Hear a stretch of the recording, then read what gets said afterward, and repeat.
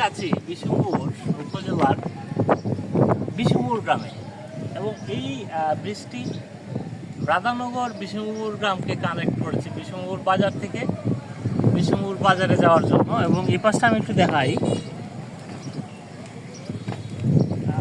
এই পাশটা হচ্ছে বিশম্বর গ্রাম। একটু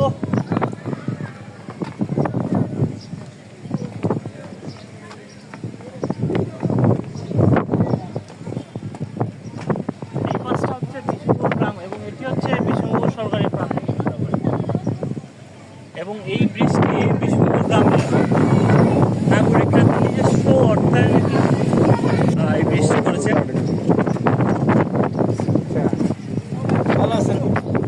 এই ব্রিজ নিজস্ব অর্থায়ন হওয়ার পর কিন্তু এখানকার যারা বাসিন্দা আছেন, বিশেষ করে যারা শিক্ষার্থী, রাধানগরের শিক্ষার্থীরা কিন্তু অনায়াসেই কিন্তু এখন সরকারি প্রাথমিক বিদ্যালয়ে তারা শিক্ষা গ্রহণের জন্য যেতে পারেন। এই বৃষ্টি হওয়াতে অনেকেই স্বস্তি বোধ করছেন, বিশেষ করে এই বিশম্বর সরকারি প্রাথমিক বিদ্যালয়ের শিক্ষার্থীরা অনেক স্বস্তি বোধ করছেন এবং ওনারা অনায়াসেই এখন স্কুলে যাচ্ছেন এবং তারা খুবই খুশি। প্রিয় দর্শক, আমরা এই মুহূর্তে আমাদের সাথে পেয়েছি শাহেদ সাহেব, যিনি এই বিশম্বর গ্রামের এই যে আপনার ব্রিজ, যে ব্রিজটি বিশম্বর গ্রামের যারা নাগরিক আছেন ওনাদের সার্বিক সহযোগিতা এবং অর্থায়নে এই ব্রিজটি করেছেন এবং উদ্যোক্তা বলা যায় শাহেদ সাহেব। ওনার সাথে আমরা একটু কথা বলবো। স্বাগত জানাচ্ছি। এই ব্রিজ নিয়ে যদি কিছু বলে। এই বিশম্বর গ্রাম এবং বাজার অন্য অন্য গ্রামও আছে। আমরা এখানে 10-12টা গ্রামের লোক আসা যাওয়া করে, তাতে ডেলি 500-700 লোক আসে যায়। এটা আমরা নৌকা দিয়ে হয়তো এখানেও একটা রিসোর্স সেন্টার আছে, একটা প্রাইমারি স্কুল আছে।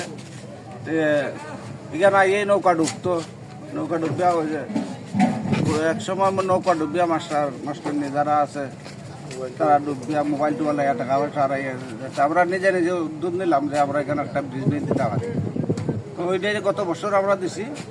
একটু গ্রামের যারা আছে সবই মিলিয়ে আমরা নিজস্ব অর্থায়নে ব্রিজটা করছি। আমরা এই ব্রিজ করতে গিয়ে কি সরকারি কোনো সহায়তা? না, সরকারি সহায়তা আমরা এখনো পর্যন্ত পাই নাই। স্থায়ীভাবে এই ব্রিজের জন্য আপনারা কোনো দরখাস্ত? আমরা দরখাস্ত করছি। আমরা এখন আমরা শুনছি যে আমরা ওই এমপি সাহেবের কাছ থেকে একটা বরাদ্দ আসছে, এখন আমরা পাই নাই। একটা বরাদ্দ আসছে আমরা শুনছি, এমপি সাহেবের এখান থেকে একটা বরাদ্দ আসছে। তো আইসি না আমরা এখন পর্যন্ত। আমরা আশাবাদী যে এটা সরকার যদি আমরা ব্রিজটা করে দেয় তাহলে আমরা সুবিধা আছে।